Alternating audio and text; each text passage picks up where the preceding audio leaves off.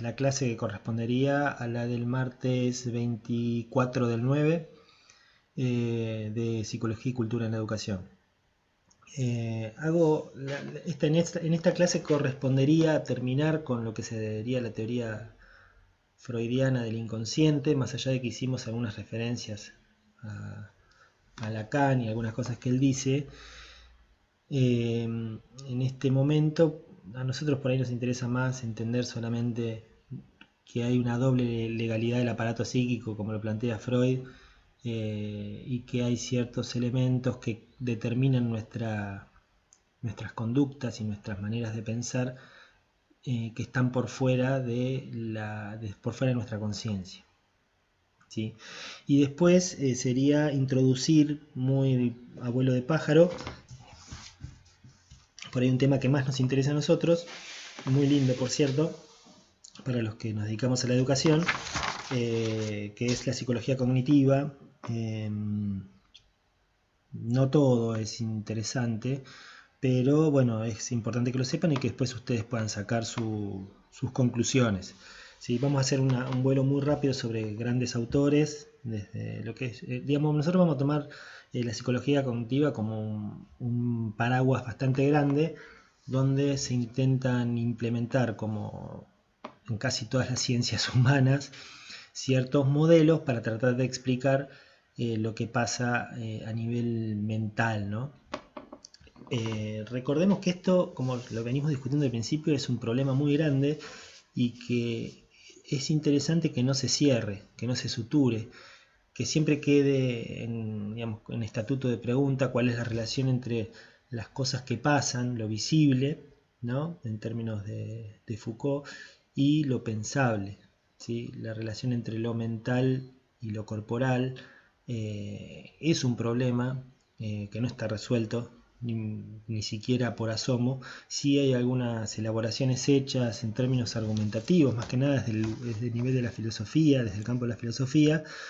Lo que sucede es que, por ejemplo, en el campo de la neurociencia o en el campo de las ciencias más empíricas, que tienen mucho empuje en este momento, en general, según mi apreciación, es que establecen una relación directa entre lo que pasa a nivel neuronal y a nivel mental, ¿no?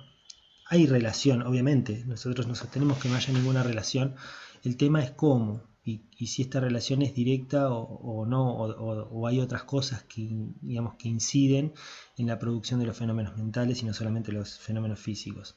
¿Sí? Ciertamente hay cuestiones que desde lo físico, lo que nosotros podríamos llamar desde las visibilidades, impactan en las mentalidades o en las mentes, y fenómenos que desde lo mental impactan en lo físico. Son problemas muy grandes porque ¿cómo puede ser que algo que pasa en el mundo visible produzca efectos a nivel de lo mental que no es tridimensional, digamos, no tiene existencia concreta, material en términos tridimensionales como los conocemos nosotros?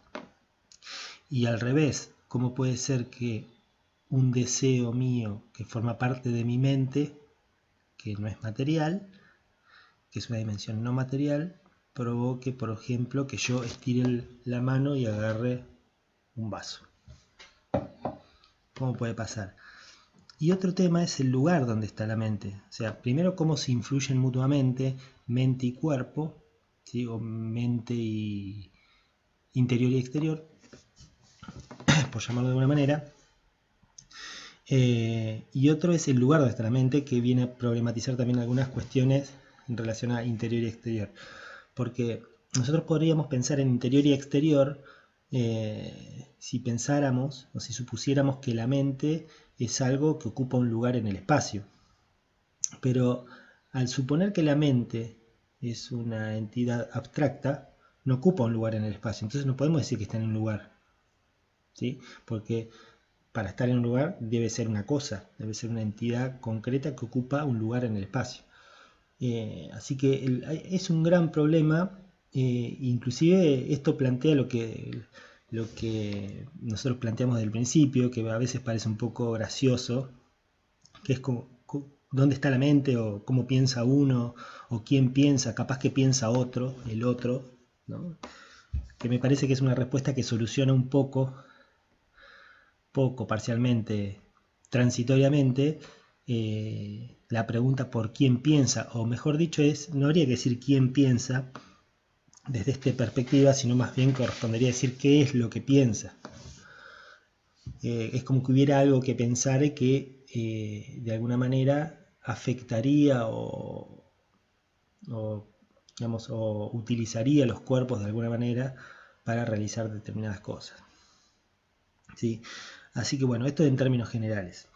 Yo había pensado leer o abordar la conferencia número 20 de Freud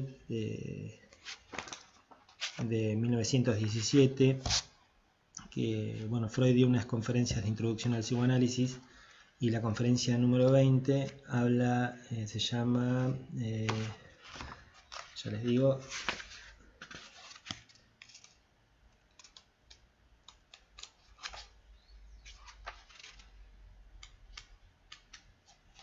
la vida sexual de los seres humanos. Leer 2 o 3 fragmentitos, tratar de explicarlos para que ustedes lo puedan abordar, usar algunas conceptualizaciones de ahí o que se derivan de ahí y que Freud utiliza como soporte de su teoría. No es que yo sea freudiano, pero me parece interesante por lo menos leer un textito de Freud, así como hemos leído a Deleuze, así como hemos leído a Foucault, así como hemos leído un poquito de Lacan. Está bueno poder acceder a la lectura directa de lo que Freud escribió o Freud pensaba, ¿sí? La conferencia número 20 se llama La vida sexual de los seres humanos y empieza así. Y sin embargo, se creería que puede dar lugar a dudas qué ha de entenderse por sexual, ¿sí? Yo podría plantear esta pregunta, se las podría plantear a ustedes. ¿Qué entienden ustedes por sexual? ¿Qué es? ¿Qué significa que algo sea sexual o qué es lo sexual? ¿Sí? Dice, ya veo que les disgusta que tomen broma cosas tan serias, pero no es enteramente broma. En serio, no es fácil indicar el contenido del concepto sexual. Todo lo que se relaciona con la diferencia entre los sexos se dirá. ¿Sí? Si ponen en el centro del hecho el acto sexual, enunciarán tal vez que sexual es todo lo que con el propósito de obtener ganancia de placer, ¿sí? Ganancia de placer, se ocupa del cuerpo. O sea, son actividades que aparentemente, si yo les preguntara a ustedes, podríamos decir, son actividades para obtener placer. En especial de las partes sexuales del otro sexo. ¿Sí? O sea, yo quiero obtener placer a través de la utilización de las partes sexuales o de los genitales, por llamarlo de una manera, del otro sexo. Y en última instancia apunta a la unión de los genitales y la ejecución del acto sexual.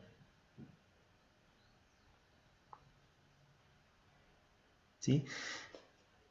Con el fin de la reproducción. O sea, esto sería, podríamos decir que desde el sentido común, desde el plano de los enunciados, es lo que se define como la sexualidad normal, ¿no? La unión de los genitales en el acto sexual para obtener placer, o mientras obtengo placer, me reproduzco, ¿sí?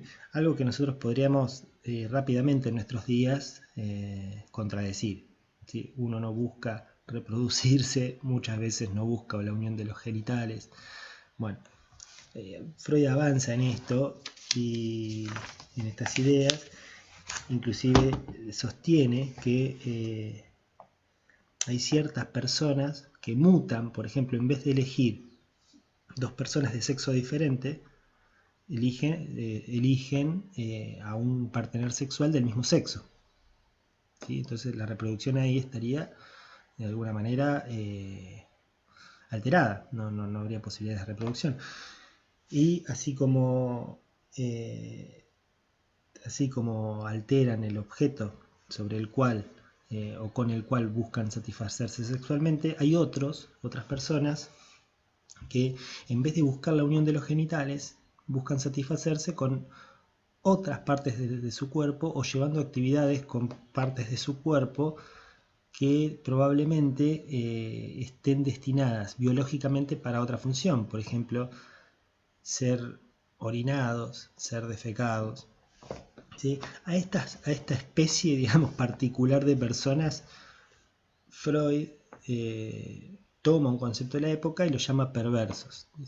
Ustedes seguramente llamarían perversas a estas personas, dice en la página 279. ¿Sí? Avanzo un poquito más. Él se pregunta, bueno, pero ¿de dónde viene? ¿De dónde sacan los perversos las ideas para ser perversos?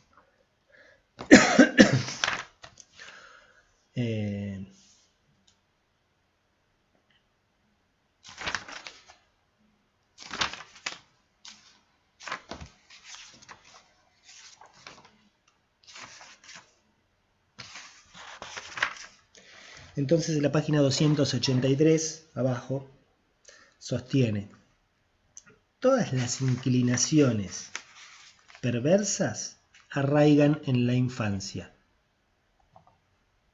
¿Sí? Los niños tienen toda la disposición constitucional a ellas y la ponen en práctica en una medida que corresponde a su inmadurez. En suma, la sexualidad perversa no es otra cosa que la sexualidad infantil aumentada y descompuesta en sus mociones singulares. ¿Sí? Muy duro para la gente escuchar que los niños tienen sexualidad. Piensen que esto hace 100 años, un poquito más. ¿Sí? Piensen que la idea o los enunciados que se sostenían en torno a la infancia tienen que ver con la época victoriana, donde el niño era santo, pulcro, inocente, cosas que podríamos decir hoy en día, ¿no? Que uno escucha que se repiten. Entonces lo que plantea Freud es, ojo, que es llamativo que el modelo o las cuestiones que tienen que ver con la satisfacción sexual de los perversos, que no es poca cosa, encuentren su espejo en la infancia. ¿Sí? Es más, dice Freud, podríamos decir que los niños son perversos. ¿Sí? En este sentido, porque los niños tienen un montón de prácticas sexuales que tienen que ver con el juego, con sus heces, con sus genitales, digamos, con el placer de mirar o la curiosidad respecto a la sexualidad o a los genitales del otro sexo. ¿Sí? El placer de succionar, el placer de retener las heces. Bueno, todas esas cuestiones que son placenteras y que no tienen que ver con la reproducción, que entrarían dentro del concepto de perverso, Freud lo encuentra en los niños. Entonces dice, bueno, entonces los niños son perversos, quitándole todo mote negativo, ¿no? Si no es un concepto por ahí más técnico. Entonces dice, ¿no? Cuando dice, ¿cómo puede ser que los niños, ustedes seguramente pensarán que los niños, ¿cómo puede ser que los niños tengan sexualidad? Bla, bla, bla, bla. Entonces, en la misma página 284 dice, ustedes incurren en un error al pensar, ¿no? El error es confundir sexualidad y reproducción. Nosotros pensamos, o fíjense quiénes en nuestra época todavía sostienen esto, que la sexualidad está ligada a la reproducción. Y así se cierran el camino para comprender la sexualidad. ¿Sí? Si nosotros solamente nos orientamos a pensar la sexualidad ligada a la reproducción y a la continuidad de la especie, dice Freud, se privan de la posibilidad de entenderla, la posibilidad de pensar nuevas ideas para tratar de explicar qué es lo que pasa o a qué nos referimos cuando hablamos de sexualidad. ¿Sí? Sigue hablando de los niños, de dónde nace el placer sexual, de dónde nace la sexualidad o esta perversidad. Y lo que él plantea en la página 285 es que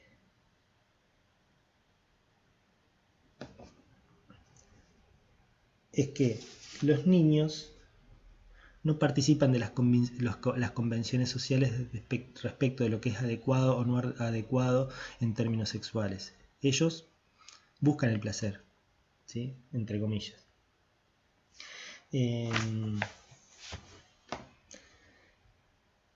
Fíjense, vuelvo a la pregunta que hice recién respecto de dónde nace la pulsión sexual. Página 287 dice, Tras la consideración del chupeteo, tomamos conocimiento, o sea, los niños chupetean. ¿Por qué chupetean los niños? ¿Sí? ¿Por qué tienen hambre? ¿Sí? La pregunta es, si tienen hambre habría que darles de comer, no ponerles el chupete. Sin embargo, los niños chupetean. ¿Qué pasa cuando los niños chupetean? Tras la consideración del chupeteo, tomamos conocimiento ya de dos caracteres decisivos de la sexualidad infantil. Esta aparece apuntalándose en la satisfacción de las grandes necesidades orgánicas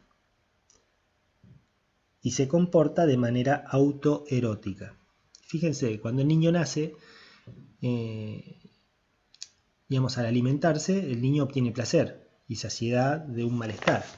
Digamos que cuando uno tiene hambre, imaginémonos un niño, un bebé recién nacido que tiene hambre, ¿sí? Lo que va a hacer es llorar, probablemente, y se lo alimente. Cuando se lo alimente, el niño, aparte de satisfacer su hambre, va a tener placer. ¿Sí? Entonces, lo que va a hacer después es desligar la función biológica del hambre de la función placentera del chupar. Entonces lo que él va a hacer después es chupar. Al principio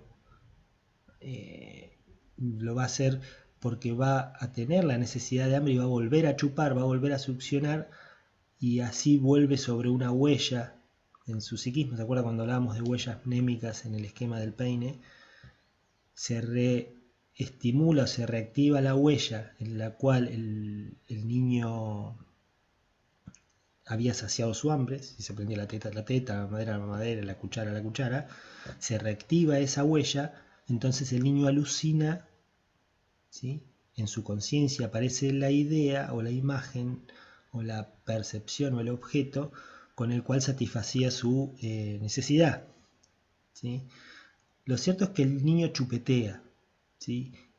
Y ese chupeteo nos hace pensar, o le hace pensar a Freud, de que el niño siente placer al chupetear, por eso repite esa conducta, ¿sí? Y esa actividad en la cual uno mismo se provoca placer, él la llama autoerótica, ¿sí? Masturbatoria, podríamos decir, ¿sí? Y avanza un poquito más.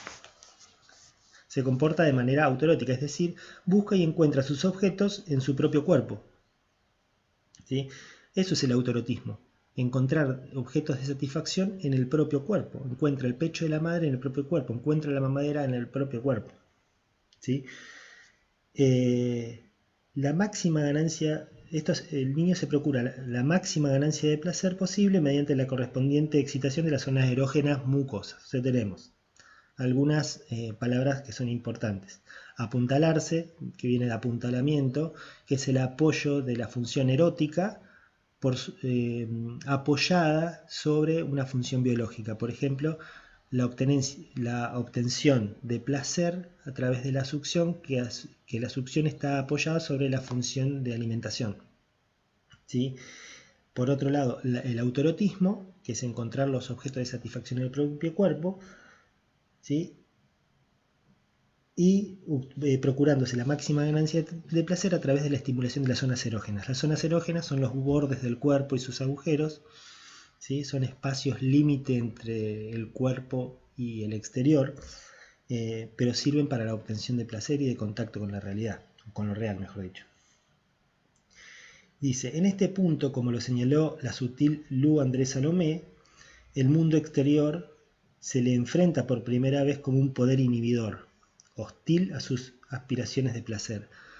El mundo exterior se le presenta al niño y también al adulto, porque digamos, para Freud es lo mismo la sexualidad infantil que la del adulto. Encontramos un límite en la realidad para satisfacer nuestras pulsiones sexuales, ¿sí? Bien, vamos un poquitito más. Bueno, él plantea directamente en la página 289 que la perversión es una característica del ser humano en general, ¿sí? En general el ser humano no busca actividad sexual para reproducirse, ¿sí? Lo busca por otras cuestiones, que él, en principio, en esta época, él dice que están ligadas al placer. Después, más adelante, va a decir que también hay un juego con el displacer, digamos, entra el juego del displacer, y después, bueno, Lacan da vuelta a todo esto, pero no importa.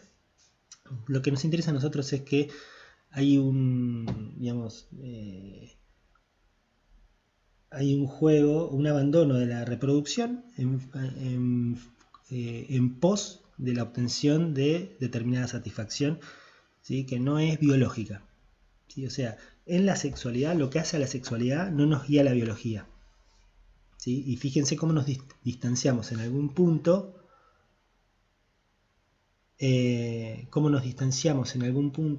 de las perspectivas que suponen que nosotros funcionamos como animales, ¿sí? Perspectivas biologicistas. En algún punto Freud es biologicista, no en este caso puntualmente, porque acá desliga lo que es la función sexual del programa biológico, pero después en otras partes de su teoría vamos a ver que, o si ustedes se ponen a estudiar un poquito, van a ver que sí tiene rasgos en su teoría que responden al modelo el modelo biologicista. Porque en definitiva él dice que terminamos siendo un cuerpo. Avanza un poquito y ya termina.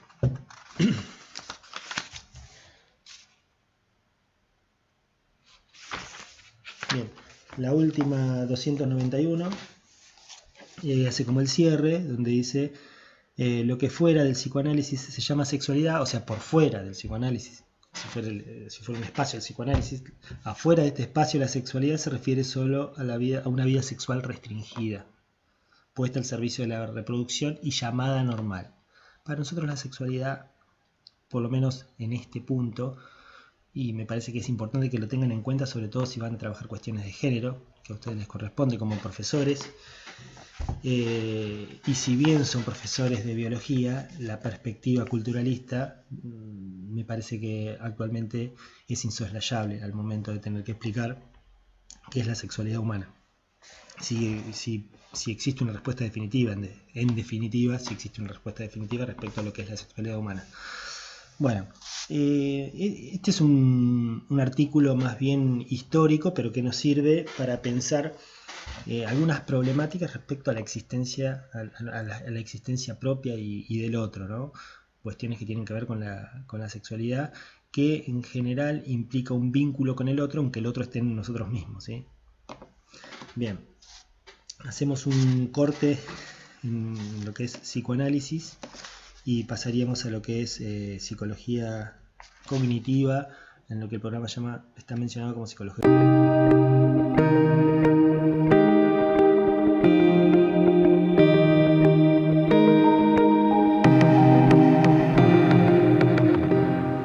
La mente, ¿sí? Parte de diferentes modelos y construcciones teóricas, desde modelos más lógicos como es el modelo de Jean Piaget, a modelos que tienen que ver con la neurociencia, ¿sí? Como por ejemplo es el conexionismo. Tengan en cuenta que siempre son modelos, ¿sí? Ustedes verán qué conceptos o desde qué modelo les cierra más trabajar. Y estos modelos parten de determinado contexto histórico, social, ¿sí? Cultural, que en definitiva lo que plantean, o estos contextos históricos, sociales y culturales, suponen una idea de sujeto, una idea de persona. Y muchas veces las teorías científicas, sobre todo en psicología, parten de una determinada idea, una concepción antropológica, una concepción de persona, ¿sí? Pero no dejan de ser modelos, ¿sí? Uno tiene que estar advertido de que son modelos y uno debería usar los que de alguna manera más nos gusten, más nos parezcan más lógicos, más respetuosos del otro y que en definitiva por ahí más nos sirvan. No hay modelo que explique toda conducta humana, ¿sí? Así que es importante saber, me parece a mí, los modelos, porque los docentes trabajamos siempre a través de modelos, los seres humanos interactuamos desde determinados modelos, determinados saberes, y sobre todo para deconstruir la propia práctica y cuestionarla siempre, la propia práctica y la práctica docente en general, Creo que la pregunta tiene que ser como la pregunta en sí misma, una pregunta, el signo o la X vacía, como lo que a nosotros nos tiene que seguir guiando, ¿no? El carácter de investigador o la posición de investigador tiene que ver con esto, con siempre estar desconforme con lo que uno sabe, con lo que se sabe, y buscar algún tipo de respuesta, y cuando uno la encuentra también desconfiar de esa respuesta, ¿sí? Para seguir produciendo conocimiento. ¿Sí? Algo que es un trabajo infinito. Bueno, vamos a ver 3 modelos dentro de la psicología cognitiva. El modelo de la psicología genética, el modelo de la psicología social cultural rusa o soviética, por llamarlo de alguna manera, y el modelo computacional. ¿Sí? No voy a dar mucho hincapié en lo que es la historia de los movimientos, pero sí algunos conceptos que por ahí son interesantes tenerlos ahí a mano para poder pensar. El modelo de la psicología genética, bueno, el padre fundador de la psicología genética es Jean Piaget, que en realidad viene del campo de la epistemología y de la biología.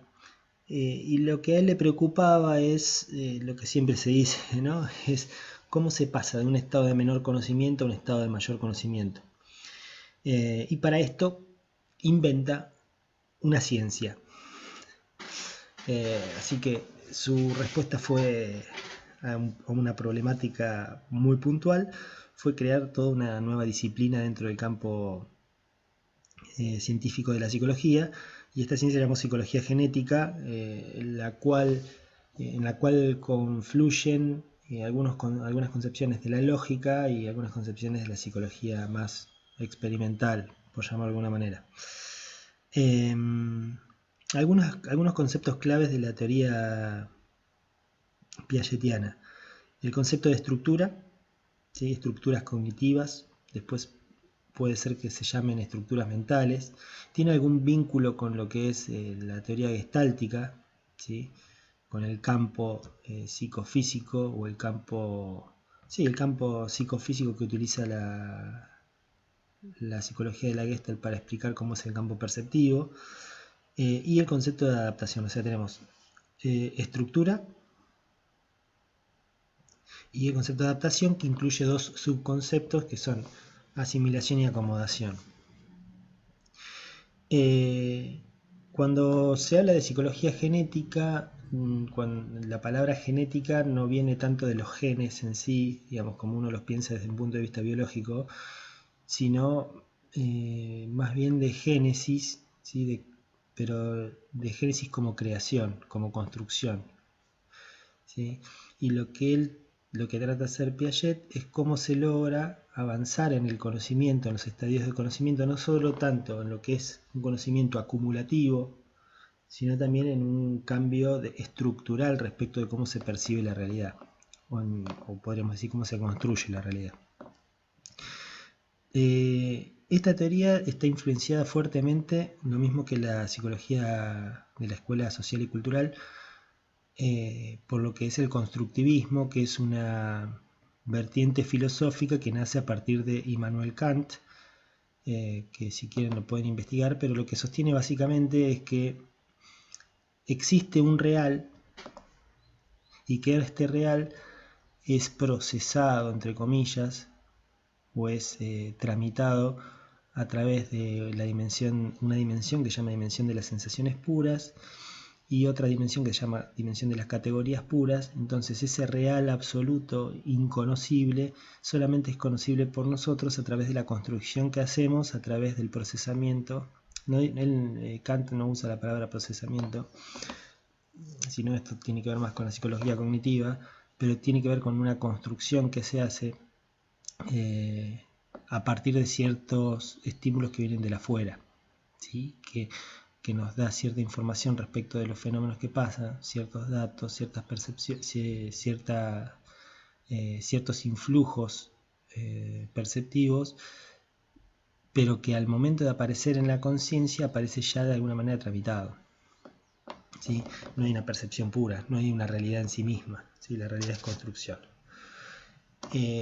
Así que para Piaget, ¿cuál es el concepto de estructura? Nosotros, ¿se acuerdan que habíamos visto cuando veíamos el concepto de Gran Otro que la estructura es un conjunto de elementos que covarían, ¿sí? Es una construcción covariante de elementos, ¿sí? Y estos elementos determinan cómo nosotros vamos a percibir la realidad, ¿sí? O cómo la vamos a conocer. Estos elementos presentan diferentes estadios de mayor estabilidad, pero siempre estas estructuras lo que tienden es a procesar la información que viene del medio en función de lo que esa estructura permite conocer, ¿sí? En principio, las estructuras cognitivas, que son entidades abstractas, están construidas en relación a la experiencia, a ciertas experiencias repetitivas que tiene el niño que constituyen un esquema cognitivo, un esquema perceptivo en principio, y a través del cual se percibe el mundo. O sea, por ejemplo, el niño que conoce el mundo a través del chupeteo, como porque es la zona, digamos, la zona del cuerpo que tiene mayor preponderancia o mayor importancia en un niño al momento de nacer es la boca, ¿no? Por la función deglutoria, la función alimenticia.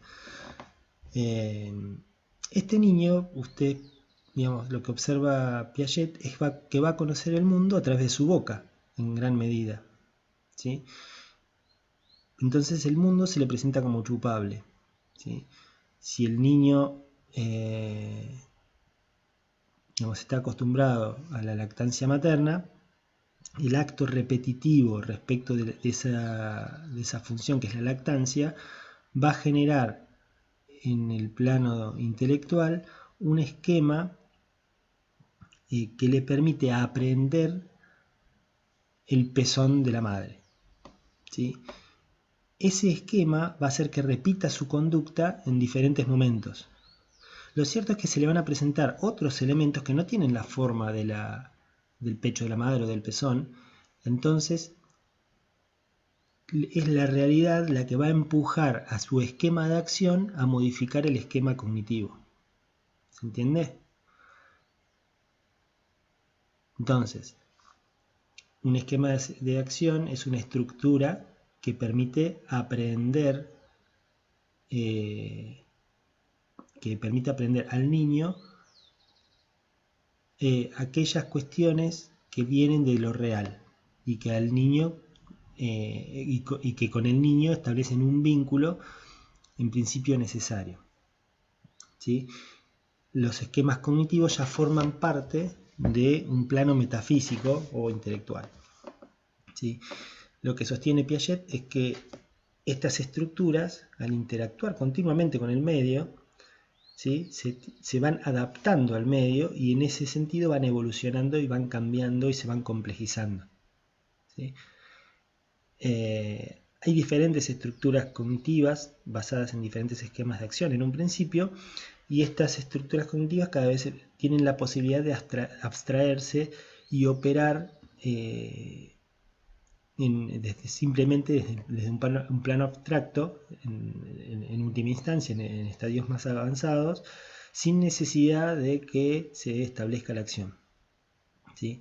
Entonces, la acción para Piaget es una acción que, en principio, desde el punto de vista de la inteligencia, es una acción reversible, que el niño puede desandar, digamos, esa forma de relacionarse con el mundo. No importa tanto los estadios que nosotros vamos a trabajar. Fíjense que yo recién mencioné el concepto de adaptación. El concepto de adaptación Piaget lo trae desde la biología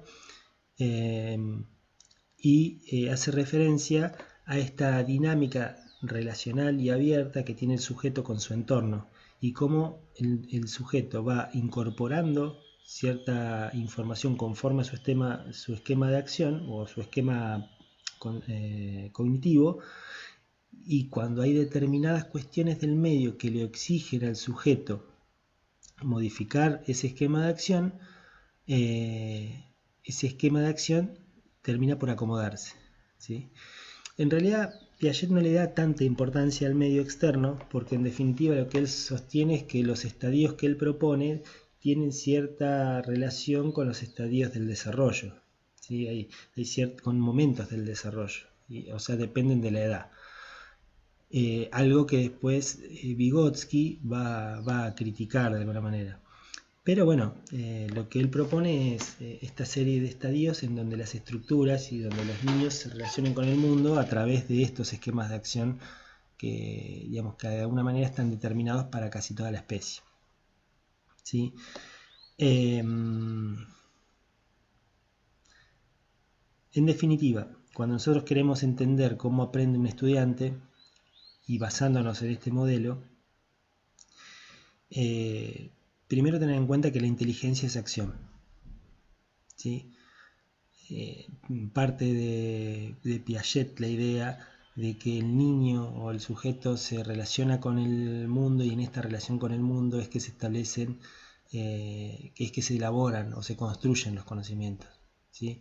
No es el niño aislado que solo va a construir digamos, intelectualmente un desarrollo y una estructura cognitiva, sino que es la relación con el exterior, con el mundo exterior, lo que entre los dos espacios, digamos, se va a construir un nuevo conocimiento, ¿sí? Para explicar esto es fundamental el concepto de adaptación.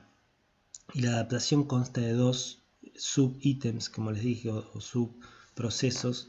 Uno que es el concepto de asimilación, que es la incorporación de determinadas informaciones en función de los esquemas cognitivos que están operando, y la acomodación es la modificación del esquema en sí mismo, ¿sí? Pasar, por ejemplo, de un esquema sensorio-motriz, ¿sí?, a un sistema representativo ya implica un cambio, ¿sí? Implica nuevas funcionalidades, implica cualitativamente cambios significativos. Así que cuando nosotros pensamos como profesores desde dónde vamos a enseñar, si trabajamos desde un punto de vista de un enfoque piagetiano, podríamos decir, bueno, vamos a enseñar determinada cuestión para que el niño asimile o para que el sujeto acomode, ¿sí? Que el estudiante asimile o que el estudiante acomode. En general estas dos cosas van de la mano. Lo que nosotros podemos hacer es apuntar la mira o más a la asimilación o más a la acomodación.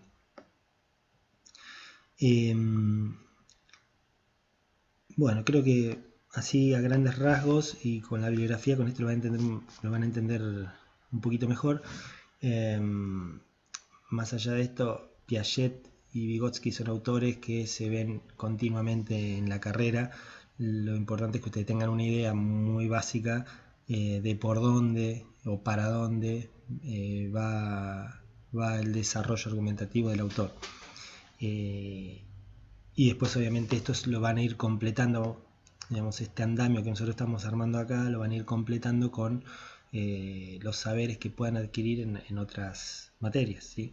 Principalmente en didáctica o por ahí en pedagogía se puede llegar a ver. Fue Lev Vygotsky, ¿sí? Esta teoría se desarrolla en la Unión Soviética también a principios del siglo XX, con todo lo que esto implica, porque fíjense que el resto de las teorías están inspiradas en una cultura que es la cultura occidental, capitalista. Van a ver que hay algunos rasgos distintivos de esta teoría que evocan a una estructura social comunista, ¿sí?, o socialista.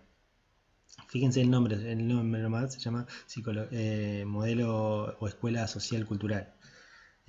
Así que lo individual queda un poco disuelto, ya que se incorpora la figura de lo social, ¿sí? Por ahí este es un modelo muy lindo y sirve mucho para pensar algunas cuestiones que tienen que ver con el aprendizaje de los estudiantes, ¿sí?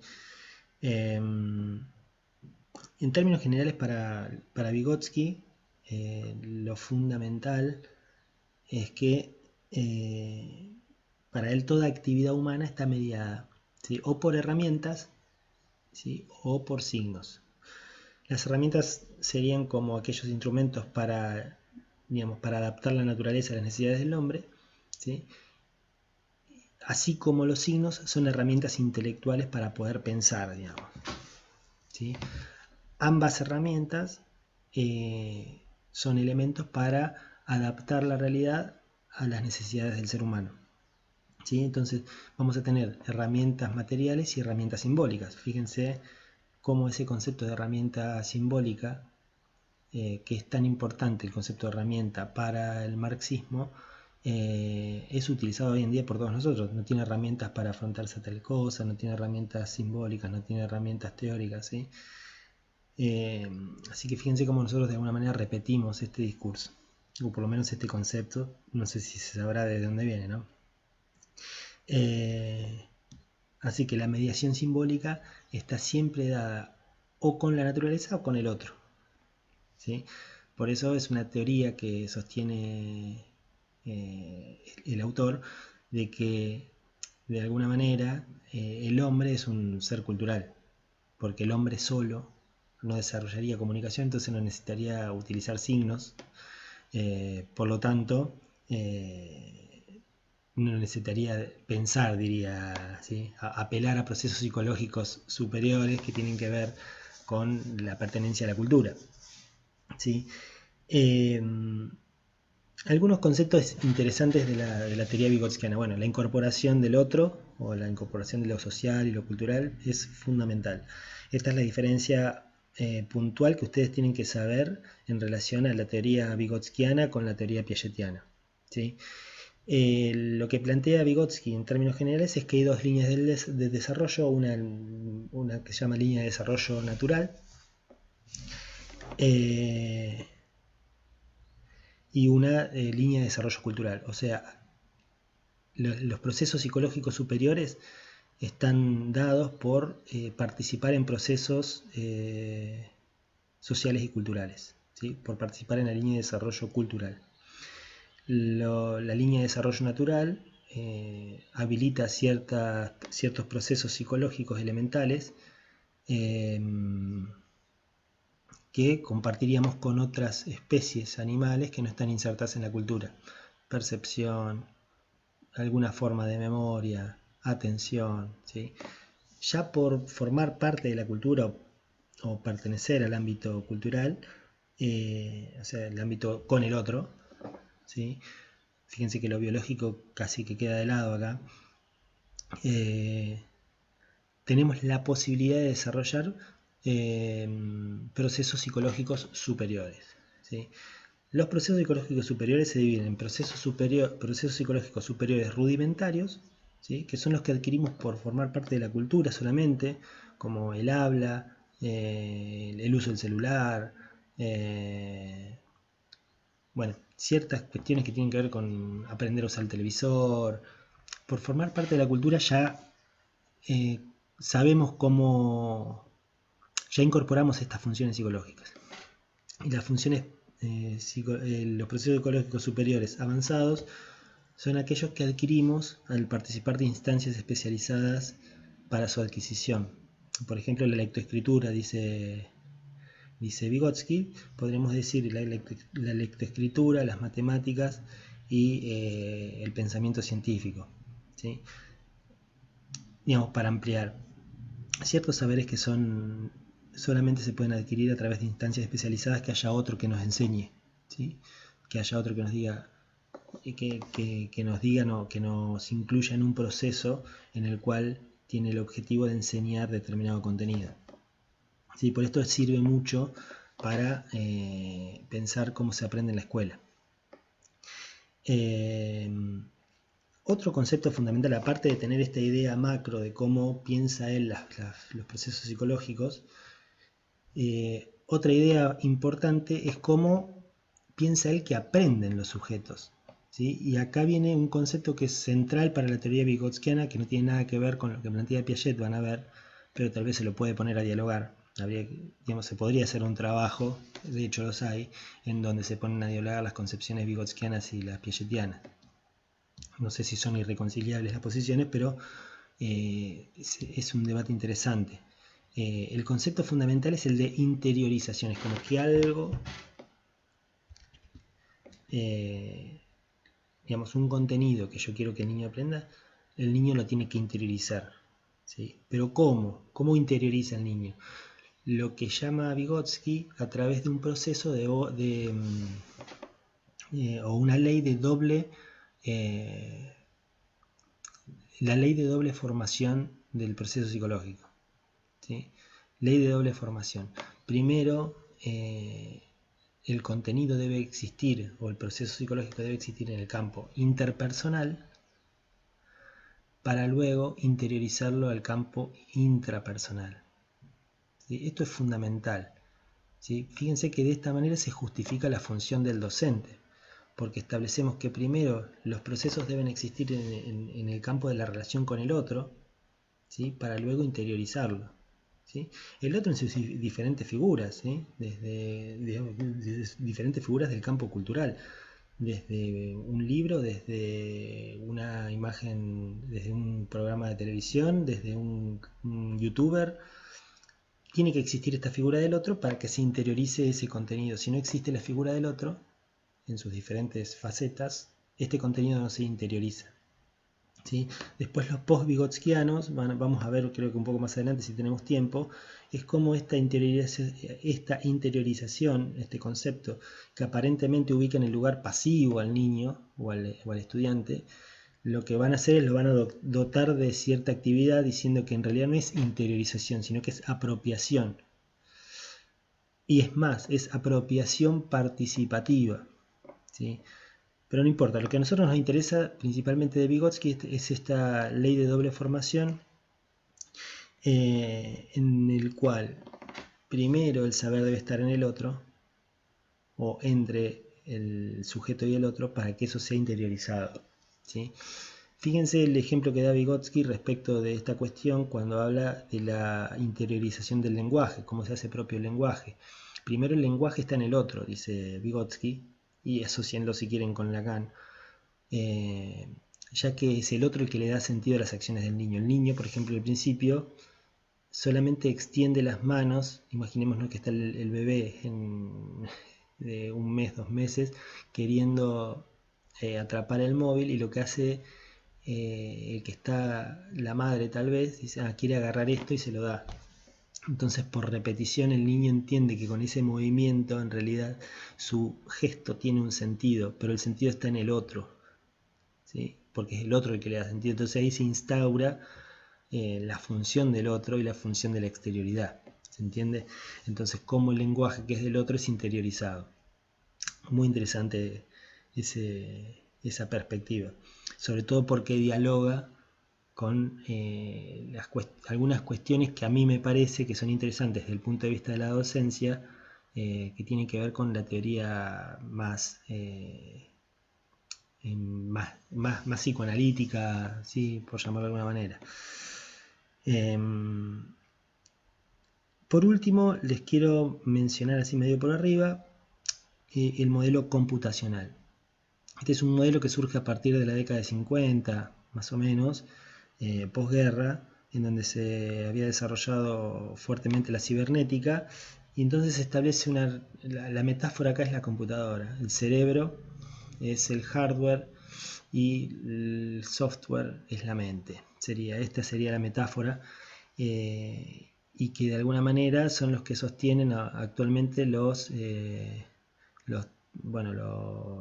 terapistas cognitivo-conductuales. ¿Sí? Hay toda una corriente dentro del campo psi que sostiene esta metáfora, y básicamente parten de la idea de que los procesos mentales, ¿sí?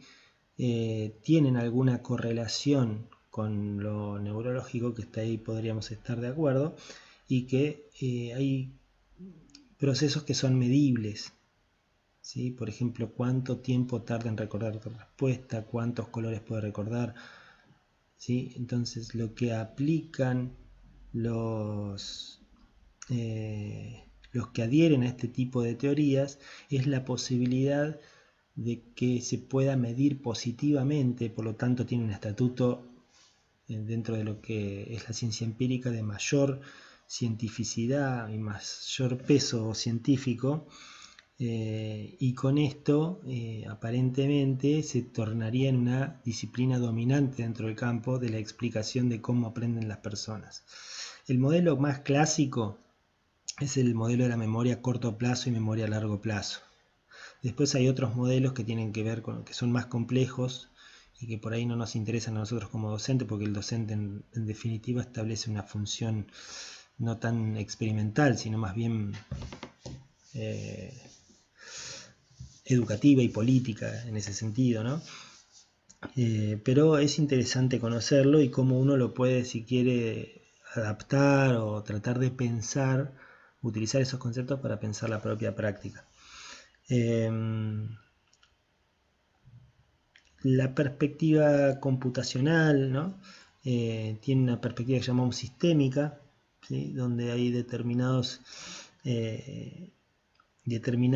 instancias que procesan información y a su vez esta información retroalimenta el sistema y provoca cambios en el procesamiento, ¿sí? Esta retroalimentación proviene, o el concepto de retroalimentación viene del campo de la cibernética, lo mismo que el concepto de input, ¿sí? Que es la información ingresante al sistema, y output, que es la información ingresante. Fíjense cómo el concepto de información acá se torna como central, ya que la computadora es una máquina de procesar información, lo que supuestamente el cerebro también sería, ¿sí? Sin embargo, nunca debemos dejar de pensar, o nunca debemos olvidar que estos son metáforas para tratar de entender qué es lo mental, ¿no? Y cómo funciona lo mental, y si hay una forma de explicarlo. Me parece que siempre los intentos son buenos porque, digamos, de alguna manera tratan de resolver un problema. La cuestión es cuando estos intentos de responder se tornan como demasiado autoritarios o hegemónicos y no permiten el diálogo con otras conceptualizaciones y con otras ideas, ¿no? Después lo que uno hace en la clase muchas veces depende de cómo ha procesado todas estas cuestiones, o cómo uno las ha trabajado, o cómo uno las ha pensado, y el estatuto de persona o el estatuto de otro con el que uno cuenta, ¿sí? Así que bueno, perdón por la extensión, me parece que la clase es bastante concisa, como para seguir abriéndolo. La idea es que la clase que viene, que es el martes, podamos discutir algunos de estos conceptos, aplicarlo a algún material y a partir de ahí hacer el repaso ya para lo que va a ser el examen domiciliario, que yo ya le llevaría las consignas seguramente el martes, o se las cargaría martes o miércoles a clase, ¿sí? Así que bueno, chicos, nos estamos viendo. Un abrazo grande.